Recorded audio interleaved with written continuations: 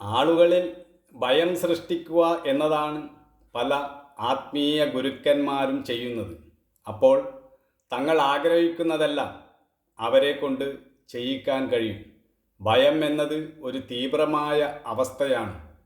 ഗുരുവിനോട് എന്തെങ്കിലും എതിർത്തു പറഞ്ഞാൽ ശാപമുണ്ടാകുമെന്നും പിന്നെ നിരവധി ജന്മങ്ങൾ നരകത്തിൽ കഴിയേണ്ടി വരുമെന്നുമുള്ള ആശയങ്ങൾ നിരന്തരം ആളുകളുടെ തലച്ചോറിലേക്ക് കയറ്റിവിട്ടാൽ അവർ ഭയത്തിന് അടിമപ്പെട്ടു പോവുകയും പിന്നെ അവർക്ക് പ്രതികരിക്കുവാനുള്ള ശക്തി ഇല്ലാതാവുകയും ചെയ്യും. ഇത്തരം ഭ്രാന്തമായ അവസ്ഥയിലേക്കാണ് പല ആത്മീയ കേന്ദ്രങ്ങളും ജനങ്ങളെ തള്ളിവിടുന്നത്. ഭയം ഒരു മതിലാണ്. ഭയമുള്ള ഇടം നരകമാണ്. ഭയത്തിൽ നിന്നും പുറത്തു കടക്കുക, അതാണ് സ്വാതന്ത്ര്യം.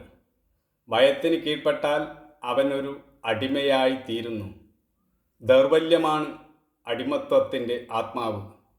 നിർഭയത്വം സ്വാതന്ത്ര്യത്തിൻ്റേതും.